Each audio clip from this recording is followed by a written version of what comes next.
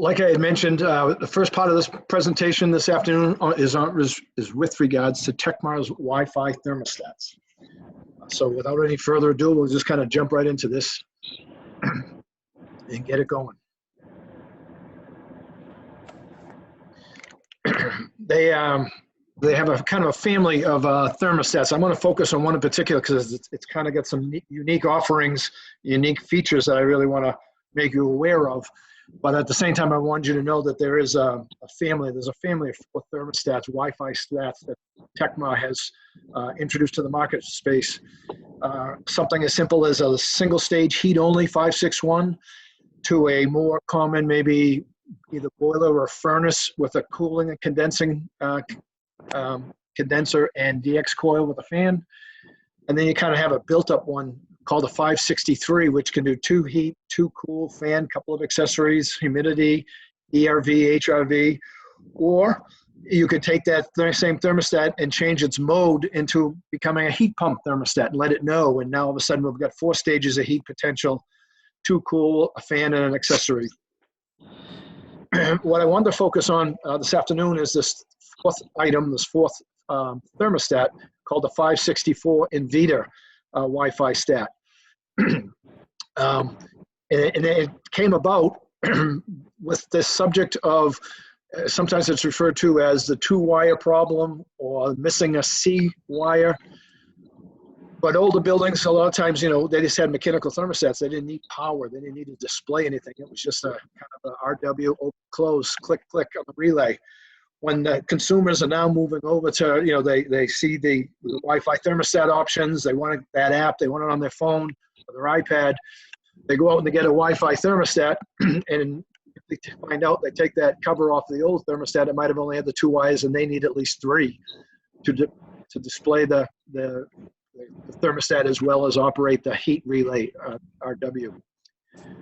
Do a lot of presentations around New England and speak to a lot of different contractors and energy providers, and they consistently, that's a constant comment / complaint, is missing that wire. And the industry has addressed it a couple different ways, and you have options. You can pull new wires, additional wires, or buy a thermostat that maybe operates with a battery, as well as you could get what they refer to as a power extender kit. Some of them are even, some of the manufacturers are even offering wireless, although sometimes there's some limited signal range or interference. Power stealing is another. Can be a nuisance. It's very important how it's wired. When it's trying to charge the battery, it's when it's not calling for heat. Get into these really cold snaps during the middle of the winter. You could have a scenario where a thermostat's running for a decent period of time and it's not having the ability to recharge the battery. So there are options out in the industry, and they have been for a little while. Each one comes with some maybe a little bit of benefit and then some limitations. This has been Tekmar's approach, is they've come out with this Invita 2-wire where they have a module or an interface that will reside on the wall where the old thermostat came off, and that's where the consumer could interact with. If not, as you see the picture down below, or the picture of the phone down below, just load it up on an app and interact with your thermostat or stats through your phone. But the other part of it is they have it in the mechanical space. They'll have this receiver, that kind of an HVAC interface, and that will reside down where the mechanical equipment is, typically in the basement. Could be in an attic where if there's an air handler up there, if you're doing a couple different zones or what have you. But the main thing is there's a source of power down there, so I can have a transformer and power that receiver or that interface downstairs, the module, I should say, downstairs. And what's happening is Tekmar's basically taken advantage of a little bit of their technology that they've applied to the industry over the years, referred to as Tekmar Net, where you can take 2 wires and you can power something and also communicate back and forth with just those 2 wires. So that's what they've done here with this Invita. And so that's why I want to spend a little bit of time with you and discuss what it can do, some of its flexibilities. As you can see, mechanical equipment-wise, You know, it can be a heat pump, it could be an air handler, it can be some of the accessories might be a humidifier or an ERV. Obviously, you got a picture of a boiler right there. That could be our primary heat source. It can interface with a lot of different mechanical equipment. Just a quick comment. We actually had an exact situation take place when this old house, fairly recently, over a few months ago now, had our homeowner that they were renovating and doing the work on the house and the yard and all that, and they had a mechanical thermostat, furnace cooling with a condenser and a DX coil, and the homeowner was really interested in upgrading to one of these smart thermostats, as they refer to it as, and he wanted it with his app. And so we, back and forth, this old house ended up installing an Invita on in this particular house on the show. What I'm showing here is just a picture from our website if you were interested in pursuing it all, because he does a very nice job. Richard does an excellent job, just, you know, in simple terms, explaining to the consumer what this is all about. So if you went to FIA's homepage, you'd see this picture. You could just click on it, takes you to YouTube. It's about 6 minutes. He does a nice job explaining it. And as you can see, he's sitting there with the picture with the homeowner's phone in front of him on the app, interacting with the thermostat. So some of the benefits, I guess right off the bat, from a wholesaler's perspective, I'm not sitting here lecturing or anything, it's just that Tekmar, since we've been a representative for the last 28, 30 years, everything has been purchased from Tekmar to the rep. So the rep sells to the wholesaler sells to the contractor. There's that consistent channel. And that's not changing at all with these Wi-Fi thermostats from Tekmar. The wholesalers are stocking them, the contractors are buying them, we're purchasing them from Tekmar. We're kind of keeping that consistent channel. Whereas, you know, there are other manufacturers out there, and it's usually Amazon or something like that. It's an online thing. And one of those first pictures I showed you with the Honeywell being taken off the wall and the 2 wires, that happens a lot, speaking of contractors, where the homeowner attempts to do it on their own. They kind of get, you know, have some issues, they can't do it, and they're reaching out for help. So we're just making everyone aware that we think we have a solution to that issue where we can keep it clean. They interact with a nice module, a nice kind of slick looking module, but it stays throughout the whole channel. You've got manufacturer support, you've got wholesaler support, you've got contractor support, you've got the manufacturer themselves support. Contractor benefits, perhaps one of the first things off the top is it's a pretty flexible thermostat, this 564, compatible with nearly every HVAC system. Possibly could lead to fewer thermostats stocked in a service truck if that's the way you conduct, you know, how you stock your trucks. From a homeowner's perspective, probably the bottom one there, the no damage or minimal damage, no need to repaint. You're not fishing, snaking new wires and all that. You're using existing 2 wires that have been there the last 20, 30, 40 years. Features, mobile app, warning notifications, hot room, cold room, humidity. If you're using that, you can get notifications sent via email to let you know something's up. If you're connected to the Wi-Fi in the house, which ideally that's how you're going to do it if you want to have this remote access, it's going to display weather and little icons of cloud or sun, rain, snow, etc., as well as it'll display the outdoor temperature. What happens is when this thing is configured, they're going to ask you to type in the zip code of where this house is located, and they'll grab the local weather channel to display what's going on. Programmable schedules. Some homeowners are they'd like to run a schedule. Others just want to set it to a certain number and forget it. If you do get into schedules, they do, as consistent with all Tekmar thermostats, they have this thing called early start where they're monitoring the outdoor temp. So if you're moving from night set back to occupied, they might start that process, you know, X number of hours early if you're under a really cold, you know, set of conditions outside, if you're trying to bring the heating back up in the morning so that you come to your occupied time in the morning or your wake time, the place is up to temperature. It can control humidity, relative humidity. It can control an ERV, an HRV. Has a very simple away mode where you can take the home mode, slide it with your finger on the app, and put the thermostat or thermostats into away mode. So you'd have a preset. You're going away for the weekend, you're going away on vacation. you can knock it down, quite easily, either directly at the thermostat or more commonly on the app on your iPad or your phone. Most recently, they upgraded, that's kind of the beauty. This is all being hosted through the cloud. So anytime there's some type of improvement, I guess you'd say an improvement or a software update, it's kind of zoomed up to the cloud, if you will, and then from the cloud down to the thermostats that are already existing. So a few months back, they are now compatible. The 564 thermostat, as it resides, is compatible with both Alexa and Google Assistant. So like all of these smart homes, or these homes are becoming smart with all of these devices and doorbells and security. Well, now you could take Alexa and say, hey, turn up my thermostat or turn up the heat, and it will respond. All you're going to do is, we're not going to get into detail now, but it is this, you get onto the Alexa app and you'll find the Invita thermostat. So it's just another thing that if the consumers are finding attractive. What we have to offer, what the 564 has to offer is, right now it has a choice of a white or a black exterior finish with a stainless steel trim. It's the slimmest profile of any Wi-Fi thermostat because we kind of split it. We have that module downstairs, or interface, where we have this interface upstairs. It's only 9/16.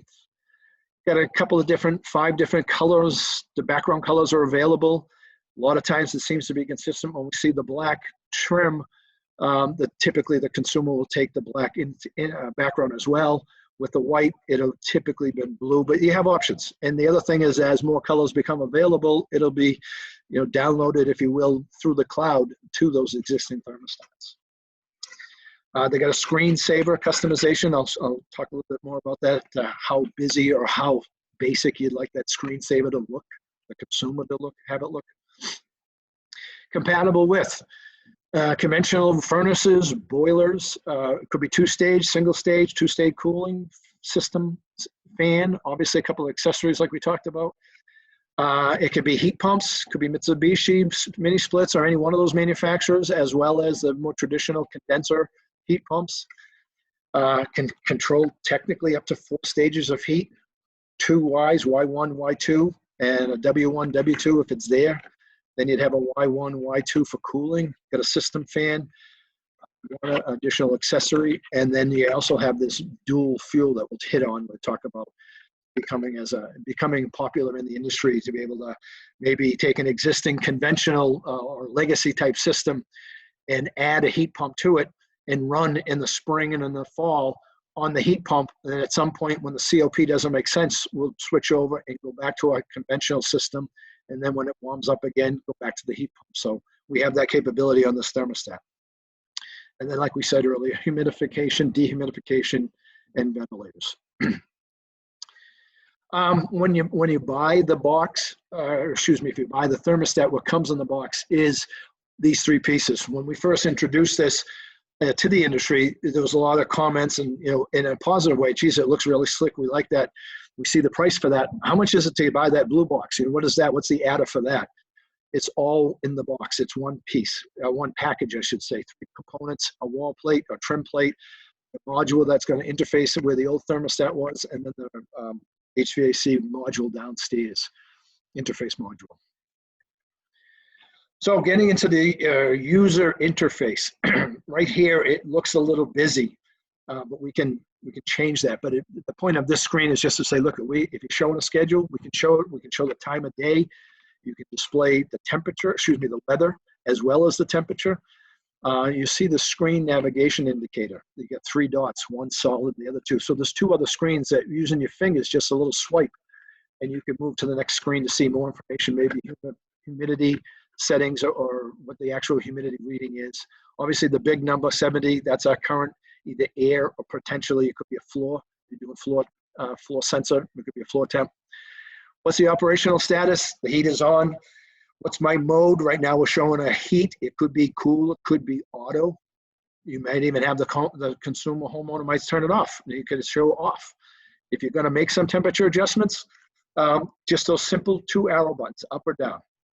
And the last gear button is if you want to get into settings, which once it's installed with the contractor and you've set it up, there's usually not many reasons to get back into that. But but that would be the way for the contractor to get into the settings.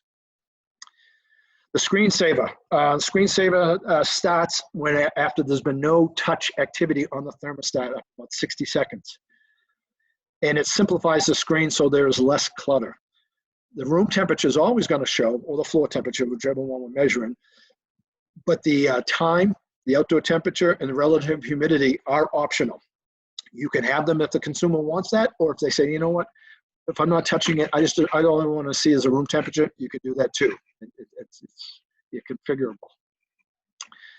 When you want to change the temperature, what they're showing here is an example. If you hit those arrow buttons up and down, if you're running a schedule, it's going to ask you a question.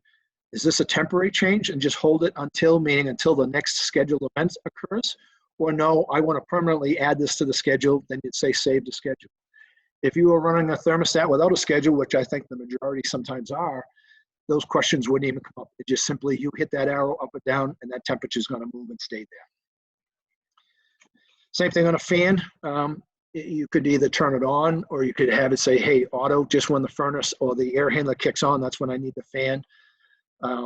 So you have access to it. The check mark means yes, that's the selection I want. X would mean no, reverse that. When you get into the menu selection, there's a user menu, and it gets into that subject we talked about, the away button. You click on that, you could put the thermostat into away, or you could do it from the app. The display menu, I want to see Fahrenheit or Celsius, background. I could change the language. I can see the energy usage. I have, when I'm involved with setting this thermostat up and I want to connect it to the homeowner's router, I'm going to press that Wi-Fi button menu. And that's going to take me through to teach me or show me how, kind of prompt me how to register and get this thermostat on that app on the homeowner's phone. If you want to program a schedule, you can do it from the thermostat right there on the schedule menu. You have some options on time. You can use the internet, or you can actually just manually set it right there on the thermostat. You get into the setup menu, so there'll be some advanced level settings that we'll talk about, and as well as fan. When you want to get just back to the home screen, you hit that arrow and take it right back. And when you get into that setup menu, you have toolbox.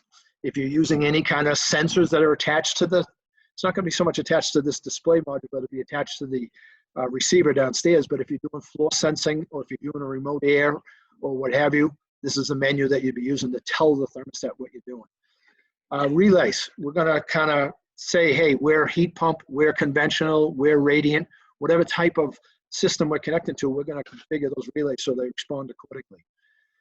In terms of space temperature, set mins and max. Here's where we can, in the alert menu, this is where we can set up on email alert notifications. So if I have some temperatures that are either in a heating mode and I get too cold, or a cooling mode and I get too warm, I can be notified of that. If I have a humidity application and it's out of range, it's either too high or too low, again, another alert notification. If you're using humidity and you want to set the setting, the humidity settings, this would be the menu button right here. If you happen to have an ERV or an HRV and you want to set a runtime, so it exchanges air every 15 minutes out of an hour, or 20 minutes out of an hour, or whatever, however you want to configure it, that would be the menu right there to be able to do that. In terms of system operation, meaning we're getting into the operation of the relay or relays of the thermostat, depending upon how simple or how built up it is. Just a couple of things I want to point out here. We don't have to get in great detail here. Right off the bat, the differential, there's a fixed 1.5 degree differential when you're using a conventional application, baseboard, a furnace, air handlers. So whatever you set that room temperature, 70 degrees, it's going to take a 1.5 degree drop to 68.5, and that's when that W1 will close and start to recover the space.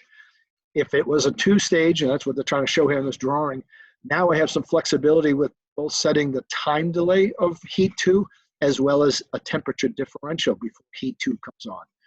In this example here, they're saying, okay, W1 can't keep up, time has expired, temperature has dropped, heat W2 comes on, now I start my recovery. W2 doesn't stay on all the way, it's about 3/4 of a degree away from set point, and it shuts off, and then W1 would finish it off at heating set point. One thing to note on all of the Tekmar Wi-Fi thermostats, which is very similar to all of the Tekmar net over the last X number of 15 years or so more. If you change that operation from conventional to radiant, what happens now is the software that's introduced is called PWM, or pulse width modulation cycle.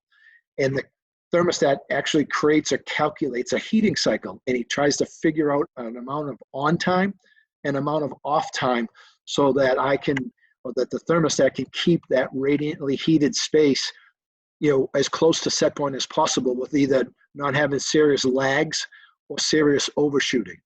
So the red in each triangle is indicating that the relay has closed. The gray kind of black, the relay is off, red back on, etc. So, and it cycles around that 1.5 degree differential, as opposed to letting it drop full 1.5 degrees before coming on. System fan. You can get into it from the thermostat and say, hey, I just want it to be auto and respond to a furnace or an air handler call. I might just want to turn it on for a period of time. What they're showing on the far right is if you had a schedule, you could have it, set, turn it on when I wake. When I leave, just leave it on auto. If the thermostat happens to call for heat, great, turn it on. So you get some configurable ability with it. Same thing on the HRV, ERV. How many minutes within an hour do I want to refresh the air, so to speak, and activate the ventilating device? You have the ability within the settings to say, hey, when this guy is running, I need that air handler fan or that furnace fan to run with it to support the airflow through the ductwork. That's available. A couple of quick comments on humidification. It turns on when it's 3% below humidity, humidify 2 setting, and it turns off at humidify 2 setting. Supports standalone, steam humidifiers, and evaporative humidifiers. One little comment, they put the technology into these Wi-Fi built-up thermostats, the 564 in particular, where they have this window frost protection. Automatically lowers the humidification setting below the window dew point. And the way they try to calculate that is because they know the outdoor temperature and the humidity with settings in the room. When the installing contractor's configuring this thermostat, they're going to be asked a question about the type of window, 1, 2, or 3 pane, and then a quality, poor, average, or better. And based on that information, they'll do a calculation and start to lower that humidification setting to prevent almost like the condensation looks like rain is running down the windows, which is not favorable for a homeowner, obviously. Dehumidification on when it's 3% above, and it'll shut off when you drive that humidity down to the dehumidify setting. Supports standalone and DX humidification. Alert notifications. Sends out an email to the user when you configure it. That room's too hot, that room is too cold, the humidity's too high, too low, etc. Change an air filter, or maybe a UV lamp that you're using for air quality. You can set that up, it's configurable, and then you'll be notified when one of those conditions occurs. Dual fuel, I mentioned it briefly earlier. That's kind of becoming a popular option out here in New England, where it typically might be that you might have an existing boiler or furnace, and then you upgrade to a heat pump outside, a condenser outside, and then some type of coil inside, obviously. And from a COP efficiency standpoint, in the fall, until it gets to a certain temperature in the winter, and then in the spring when it warms up again, the COP coefficient of performance might make more sense. Energy usage and cost of operating the system more effective running a heat pump. But at some point you reach that threshold, that balance point, and it doesn't make sense anymore to maybe run the heat pump. So we'd shut it off and then would bring the traditional or the legacy system back on during that time frame, or that temperature frame, I should say. And then it'll come back on once it warms up on the other side of the winter. It's becoming a pretty popular application with air source heat pumps. And all they're saying is as the outdoor temperature gets colder, that COP declines. And at some point, it maybe makes more sense to turn on that legacy system and turn the heat pump off. And so that's what they're trying to point out here with the slide. So it's available. So it's built into that 564. Real quickly, mounting and wiring. I'm not going to spend a lot of time wiring, obviously, but this is the concept. This is what they want to show to the consumer. This is what we want to share with you guys. Where that old thermostat was, where the two wires perhaps popped through the wall, this is where we're going to mount that module, that interface. And then we're going to, down in the mechanical room, perhaps, or up in the attic, wherever that air handler or furnace resides, or boiler typically is going to obviously be in the basement. That's where we're going to get our power source, and we're going to wire to the receiver. And then the receiver is going to power and communicate back and forth on those two wires to the display. And it comes with that wall trim that sometimes is used to cover maybe an existing older thermostat that come off the wall without the need of either painting or what have you. It can kind of cover it up. It's fairly sleek looking. Mount the base onto it, and then the module snaps onto that base. The two wires there's a very specific wire and connecting point. They are not polarity sensitive, but they just push into that connector, and that's the extent of the wiring at the interface. Downstairs, this is going to mount, could be on a wall, could be on a sheet metal plenum if it's a furnace or what have you, but it's going to be down typically where the mechanical equipment resides. Looking at it, taking the cover off, there's a very specific two terminals where the two wires that are coming from the thermostat display connect to this receiver. If you happen to be running any sensors on the lower left-hand side, that's where they're going to land. And then on the right-hand side, obviously, HVAC equipment, a boiler, a furnace, a heat pump, and a boiler, whatever the case may be. What are my W1s? What are my W2s? What are my Ys? Down at the bottom here with the red arrows, they're showing some jumpers. We want to be able to either pass through power from one to the other relay, if that's the way it's going to work, if that's the way that system, or if I have different sources of voltages, power, I don't want to be bucking them, so I'll reposition those jumpers so that I isolate, so I don't have any issues. But it takes place right there between J1, J2, and J3. Just a quick snapshot. Tekmar's always been able to provide sensors, no different with their Wi-Fi thermostats. You can sometimes maybe the consumer doesn't even want to see that thermostat in space. Sometimes they'll use like a room sensor where you want to do a little averaging, or a humidity and temperature sensor down at the bottom left, the 086. I spoke to you earlier about the radiant. They're very big into radiant heated systems, controlling them properly. So here's a picture of a slab sensor that would be wired back to that blue receiver. If you wanted to, you could add an outdoor sensor and wire it to the receiver. Although most times when they're attached to the Wi-Fi in the house, they're going to get their local zip code. Local weather channel is going to display the temperature in the area. Just a couple quick things. This is a very common application for a Wi-Fi thermostat. It's showing a furnace. It could be a furnace or a boiler, or an air handler, perhaps with a boiler that's doing an indirect as well as controlling the air conditioning and the fan. But the mechanical or the receiver, the big blue box, that's going to be sitting down in that mechanical room, so to speak, where all of this equipment resides.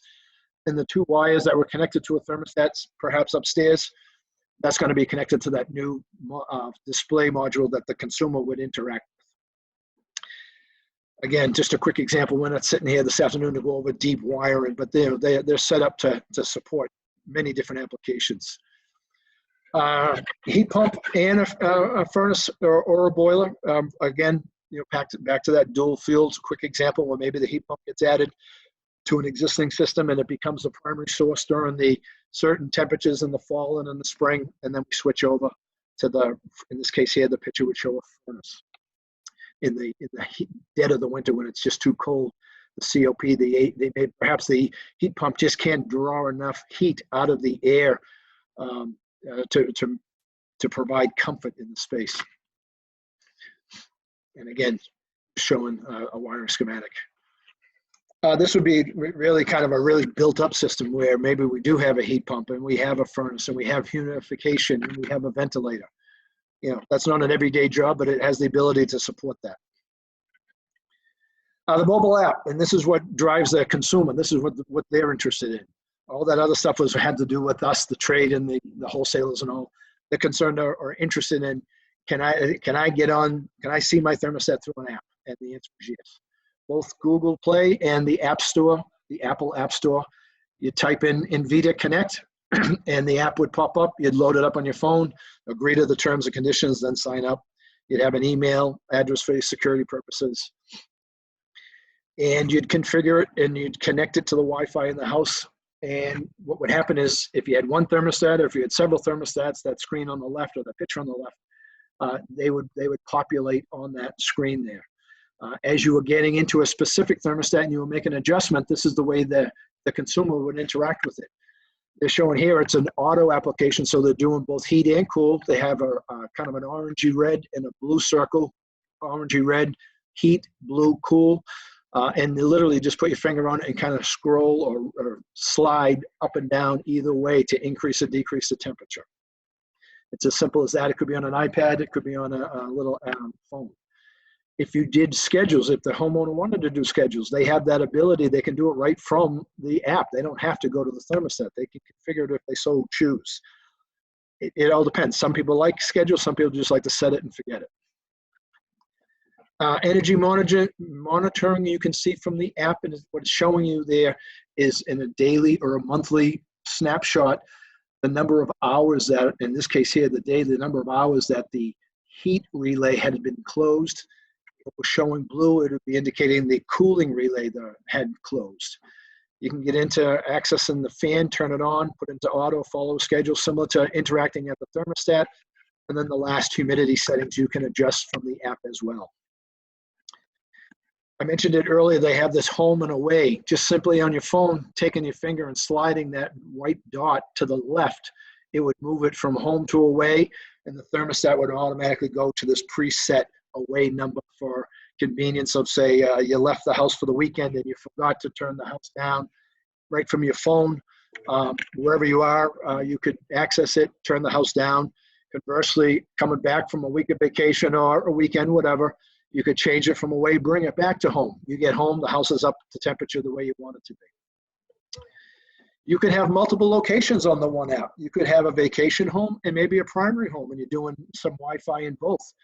That app and that phone, or the app I should say, supports multiple locations. You would just configure them to obviously have different addresses, etc., but they can all operate off of this one app.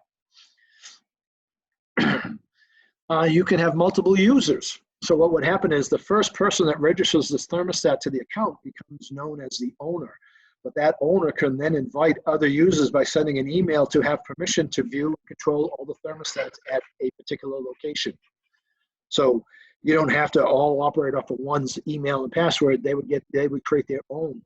So perhaps like a husband and wife or whatever the case may be. You'd have one owner, but that has several users if they so choose.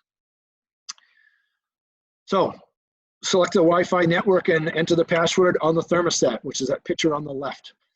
You're going to download the app and create an account on your phone. The thermostat's going to display a registering code that you type in, populate it in the activation number, and then it becomes live, and it's now attached to or becomes part of the app on that particular phone.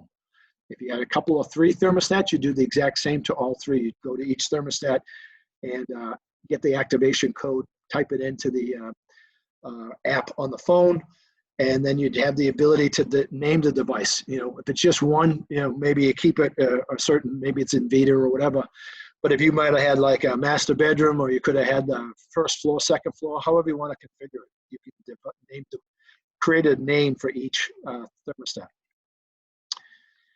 And with that, I'm going to unmute everybody and ask if you have any questions. And then we're going to get back into the second part of this presentation. All right. I don't know if anyone has any questions at the moment. Well, I'm pretty sure if you just snug that up, it'll go away. If not, we can move forward. Somebody still have the elements, or do you guys need me to run one out to What's you? the He's actually registering after the what's the VA requirements on those? they start on it. Need a special low voltage transformer? Make something work, you know. If not, then I'll run one out. Yeah, I think I heard someone ask a question about how is it powered. The blue receiver downstairs is receiving the 24 volts from a transformer, either separately provided Appreciate you transformer or with maybe that off too, by the way. equipment. But that's how that blue box is powered. Does it need a certain size VA requirement? I'm okay here. I am. Obviously, you guys have I, something to do. A lot of yes, there is. I don't have it in front of me, but yeah, it's listed on the. One that I can use or I should get it. So there is a positive or side. I guess. yours? What I'm going to do right now is I'm going to move from this presentation, and I am going to move into the second part so we can kind of finish this on time. One of the questions I saw, one display up in the living space to one blue box. That is correct. When you buy that thermostat, everything comes together. So one blue box downstairs to one module upstairs. And without any further questions, I'm just going to kind of move into Tekmar's switching relays and zone valve controls. Fairly recently, they have entered into the relay market with a series of pump relay or switching relays for zone pumping, and then a family of zone valve controls, 3, 4, 5, and 6 zone valves. And then up above, they have a single, 1 pump, and then 2, 3, 4, and 6. Obviously, at the bottom there, just a quick comment. These work with any brand of thermostat that's out there. A quick picture on the inside here. We're just looking at the cover of the single, the 301P. So what it looks like with the cover on. I took the cover off, or they took the cover off just to see what's going on inside. A couple things. They offer pump exercising, which would kind of leads to what they're saying potentially prevents pump seizure. The pump's being exercised continually so that there's not a chance of some sediment building up, especially over the summertime. With that post-purge, you have the ability perhaps to reduce standby losses by taking some of that energy out of the boiler. When the zone's done, get it out of the boiler and get it up into the system. Hinged cover, which is kind of keeps a nice clean, keeps the cover clean. It's scratch-free. Let's see here.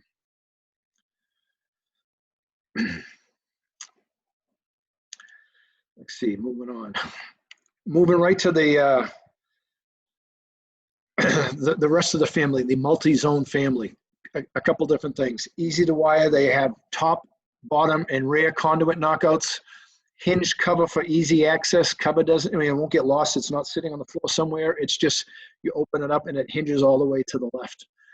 On the front there, we got LED lights indicating for zone operation, if priority is taking place. Are we doing a room response? I'll talk a little bit about that, which is our next line. Every one of these multi-zone relays and zone valve controls has this room response signal feature. And this feature, technology is Department of Energy, DOE compliant to control boiler water temperature. Compatible with all low voltage thermostats. 2-wire, 3-wire, 4-wire, unlimited zone expansion. So if you had more zones than what one box can support, you can certainly add another and another. They're just going to daisy chain from one to the other back to the leader, called the master. Only zone control on the market that offers this signal, this room response signal, which we'll spend a little bit of time with. Away signal can be shared between thermostats. We have some zone priority and priority override, pump exercising, post-purge. This is kind of a snapshot look of the cover of, in this case here, it's a 306P. So indicator lights, 6 indicator lights, they're all off at the moment because no zones are calling in this picture. Take the cover off, and this is what it looks like on the inside with the fuse protection on each zone pump. Comes with a 40 VA transformer. Couple quick mechanical. Here we're showing an example where we might have a modulating condensing boiler attached to 5 zones of whatever it might be, heat baseboard, as well as a 6th zone, which would act as a priority zone for domestic hot water with an indirect. Pretty standard stuff. This is just a quick example of showing some wiring flexibility. I can support, like we said, 3-wire, 4-wire, maybe even 2-wire thermostats upstairs to pull in the respective zone pumps down below. When that RW on the Aquastat closes, I have priority. You'll see it's labeled as priority pump 1. What would happen is I'd be shutting off zone pumps, the heating pumps, and dedicating all of my energy from that boiler to the indirect. They're showing also from a wiring standpoint to the boiler that they're taking advantage of that room response signal. So I'm sending either a TT and or a modulating signal, a 0 to 10 volt DC or 4 to 20 milliamp. Okay. Let's see here. What else we want to talk about? Up in that right-hand corner on the previous picture, there was of the box. There's a list of or a set of dip switches.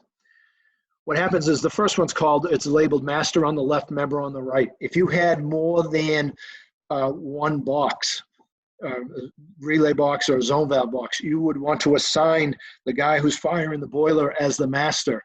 And if you had additional ones, they would have the dip switches slid over to become known as members. So it's just to differentiate. So who's the decision maker and then who's following. T-stat 1 priority dip switch, if I'm using zone 1 as priority for domestic, like I said, I want to have that dip switch in the on position. And then when that takes place, all the other zones shut off. They do have an override, and it's just built in that kind of a safety, so to speak. After 60 minutes of continuous zone 1 call for heat, the other zones are allowed to come back on. Where this could be critical or important is in the dead of winter, and I got a domestic call, and the acrostat's working fine, and he places the call on the control panel, and the pump has died, and it can't come on, and I can't recover, and I can't take that call away from zone 1 in priority. The heating zones are off, but after 60 minutes, it's letting them come back on. That's a very rare occurrence, but that's how they're protecting that priority override, or the priority and how to override it. Dip switch to exercise the pumps for 10 seconds. Post-purge, last call, last circulator, or the last zone that's calling remains on for 2 minutes to just take some of that residual heat out of the boiler and bring it upstairs. Quick mechanical showing an expansion example where I have X number of zones that exceed the 1 box. So I'm going to add that second box, and I'm going to communicate from one to the other. I'm going to have some information passing from one to the other, and then that one closest to the boiler will become the master.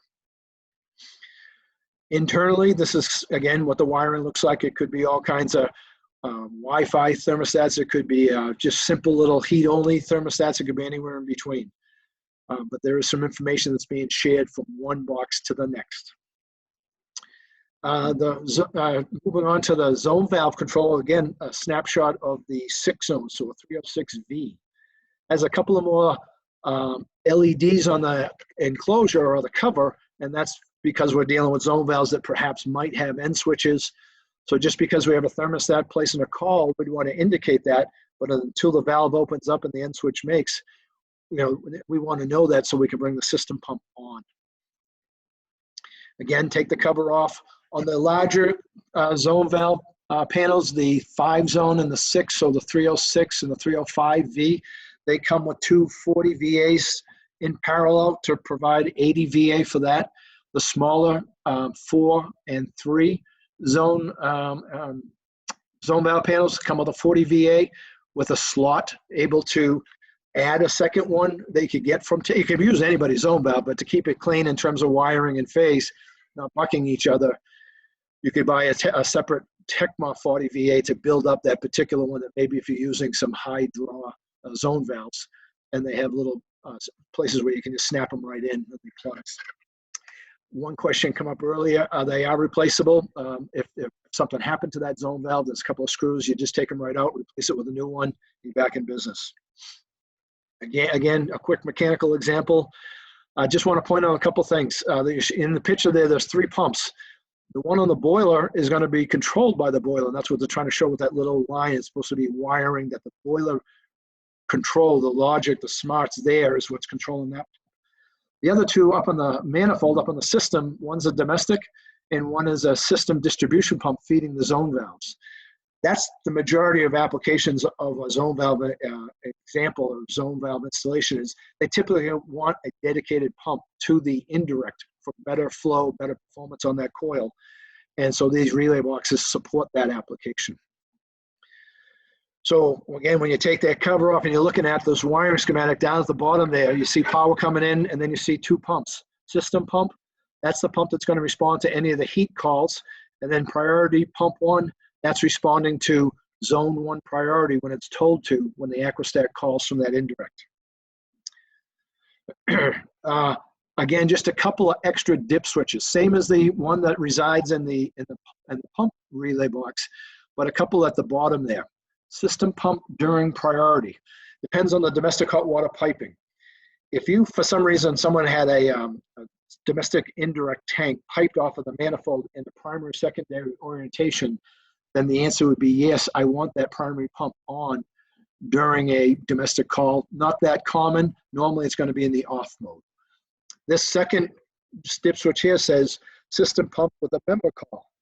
That means if I exceed the number of zones off of one box and I'm using that second and or third box, the way it's piped, do they have their own pump for their own zone valves, or are we relying on this primary pump back in the mechanical room, which is more common the case?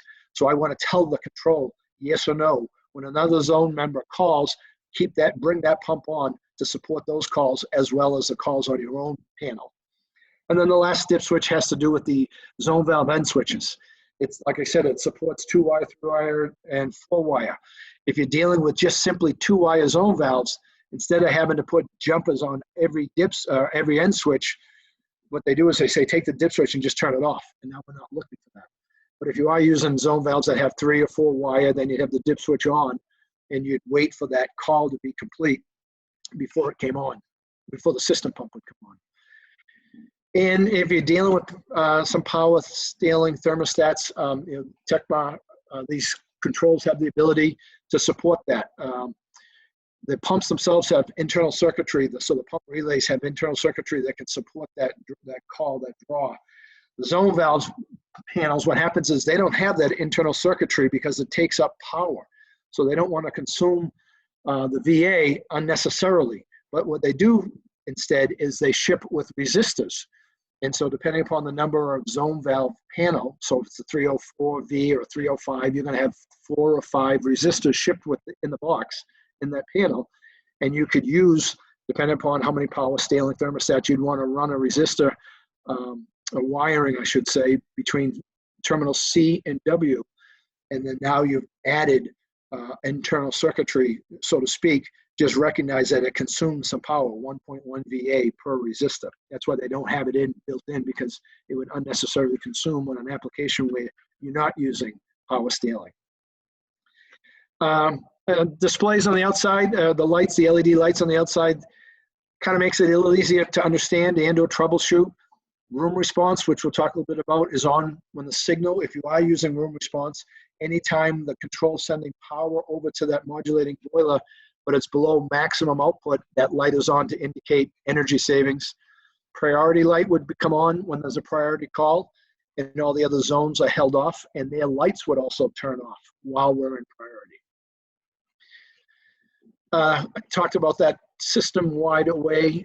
If you had an example where you had perhaps a Tekmar WiFi thermostat, and you do want to go through the expense of all of the thermostats, you could use some less expensive, simple heat-only thermostats that have an away feature that you could, through the app on your phone, toggle between home and away. And in this case here, this quick example, it's saying all 4 thermostats would move to that away with the simple toggle of, on your iPhone in the app. Quickly moving, just want to talk a little bit about this subject, room response.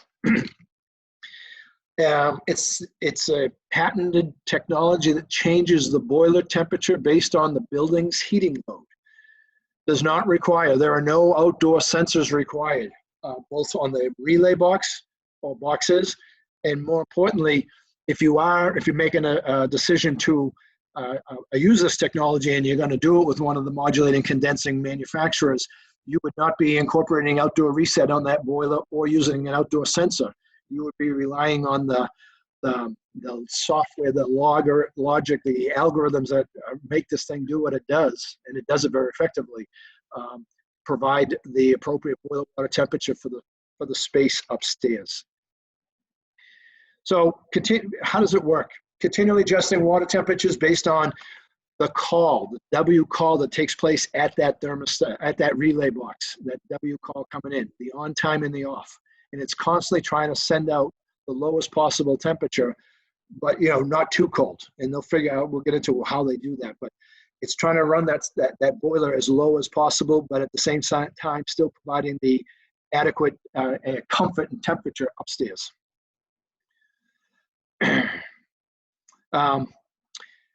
What are some of the benefits? Similar to it, we could be sitting here saying outdoor reset presentation. When you lower the water temperature, reduce energy costs, avoid temperature swings, perhaps minimize some of that expansion contraction noise that you hear when an off zone suddenly turns on and it gets hit with a slug of, relatively speaking, hot water, and the copper piping expands and it makes this, pinging noise and what have you.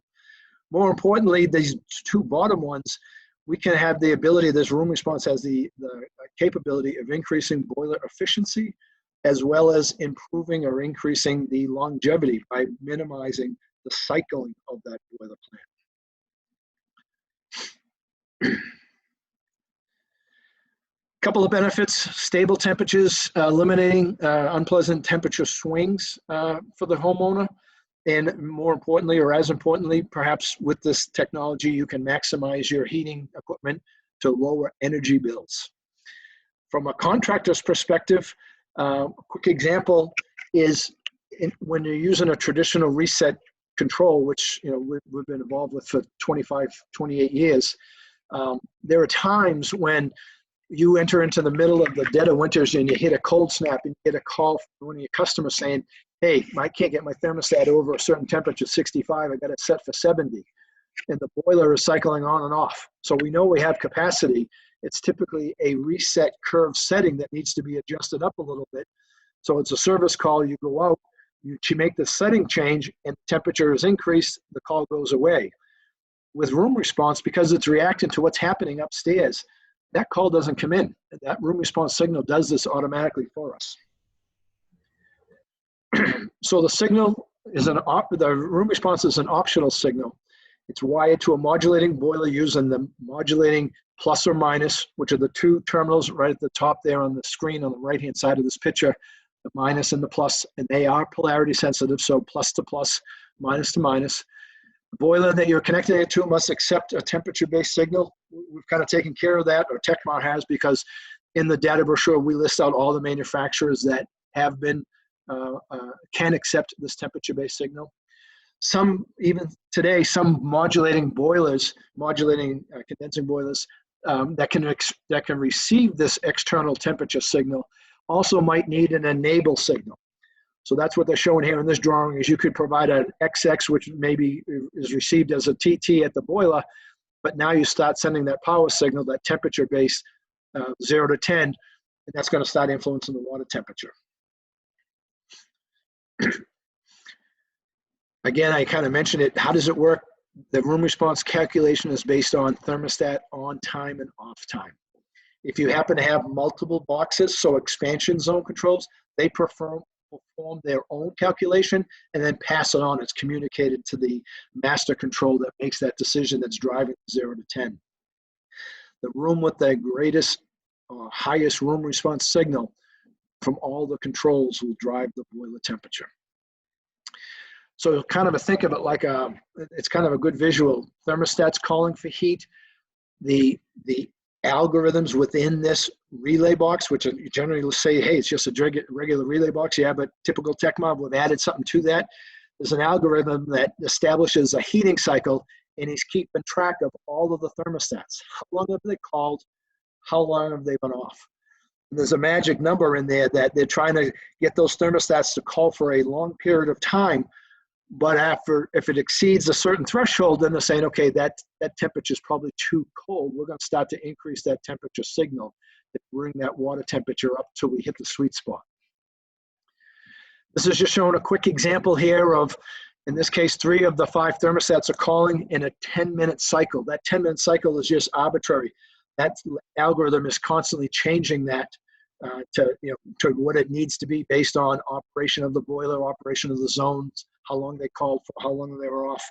But then this quick example, they're saying out of 10 minutes, zone 3 was running for 5 minutes, off for 5. 2, 6, and 4. And then this last zone, he was calling for 8 off for 2. He's got the greatest. He's going to drive it.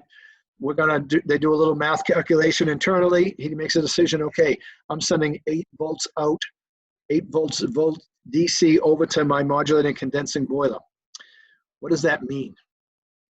Well, in this quick example we're showing on the Lochinvar Night, it could be anybody's, but when you're setting up the boiler and you're not doing outdoor reset and you're not adding an outdoor sensor to that control, that boiler control, what you are saying to the boiler is, hey, 2 volts is 70 in our case, and 10 volts is 180. So when the boiler receives that 8 volt signal, it's 150 to 53 degrees is what it's targeting. And so as that voltage signal changes, that water temperature changes. And the reason it's changing is the algorithm is trying to find that sweet spot where the thermostat or thermostats are calling as long as possible, but without passing that threshold. Question always comes up, hey, I like that, I want to apply that, but I also have an indirect. How can I still provide the appropriate temperature to the indirect coil whenever there's a domestic call while enjoying this room response feature of operating my boiler at the lowest temperature possible? What happens is when zone 1 is used, the priority dip switch is on that dip switch, and a call comes in, room response is ignored. The domestic call goes right to the maximum signal. Either if you're using 10 volts or if you're using a milliamp, you go to 20 milliamps. So you get the hottest water to that indirect to recover that call. That call goes away. We go back to calculating on and off times and reestablishing what that signal needs to be, the temperature-based signal needs to be to the boiler. Just a quick, screen here saying this is designed for just about all of the players out there, all of the modulating condensing boilers. Tekmar has had, conversations, their engineers with the engineering staff at all of these manufacturers, whether they're doing 0 to 10 or 4 to 20. Some of the manufacturers might need some type of adapter to accept. Most of them don't. And if you get into different applications, the most common, to be honest with you, we're finding is going to be that far right-hand column, 180 degrees. What do I set the dial? There's a little blue dial that resides inside that blue box. But if you had an application where you were running and you didn't need water hotter than 120 or 140 or whatever, each manufacturer speaking to the engineer at Tekmar, these are the dial settings that we'd want you to set so that you could achieve 120, 140, etc. All of this information comes in every box. It's part of the data brochure, the installation and operating manual. And here's a picture of that blue dial.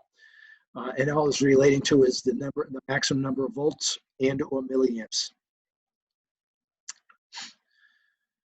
In that data brochure that I just referenced, in addition to that kind of that long sheet with all the manufacturers, every manufacturer that they spoke to, they show a terminal strip of where the wires should be landing if you're going to incorporate this room response, as well as is there a couple of subtle changes within the boiler control, the specific boiler manufacturer that you're dealing with. Where to set it to, change this, change that. So each manufacturer has a little nuances. They're all listed in that data brochure. This is just a quick graphical. It's kind of busy, but what happened is we and Tekmar did data logging because they had to present to the Department of Energy. And at the end of the day, the takeaway is the black line, which is the room response, and the green line is the outdoor reset target. The black line majority of the time operated at a lower temperature than even a properly set outdoor reset temperature, what they were calculating. The only spikes are the domestic call. You'll see the real high spike of 170, whatever that number is, that's a domestic call. And these temperatures they're referring to is we're operating the boilers in a consistently condensing range. And that's where you're trying to maximize, obviously, the efficiency available to these ModCon boilers. So it's a little bit busy, but it's factual. It was presented. They accepted it. And here was just kind of a compilation of a couple of examples here.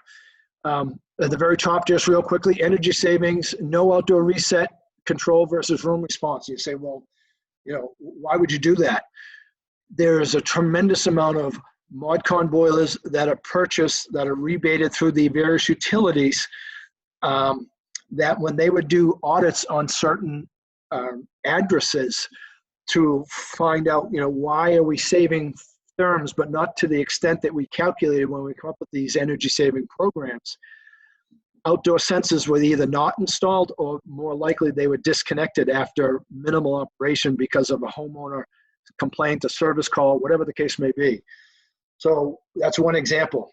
The second example, which is the lower, and it was a little more powerful, was same total number of heating hours, et cetera, time spent in the condensing range. That the room response still spent like 24% more in the condensing range than the outdoor reset control. So we proved that it's not only as good, but technically can actually save a few more dollars.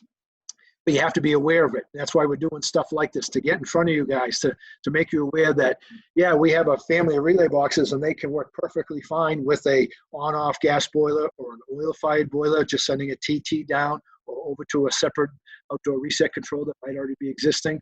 That's a very fine application.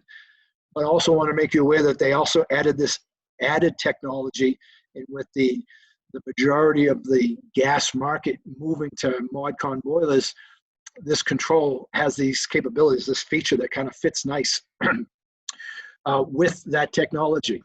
The difference being, like I said earlier, you wouldn't be running an outdoor sensor and program an outdoor reset schedule on that boiler. You'd be just telling him, hey, you're going to be receiving this external 4 to 20 or 0 to 10, and we're going to rely on this technology to run that boiler as efficiently as possible. And with that, I am going to unmute everybody if anyone has any questions. We're getting to the end, obviously, of this presentation. So are there some questions?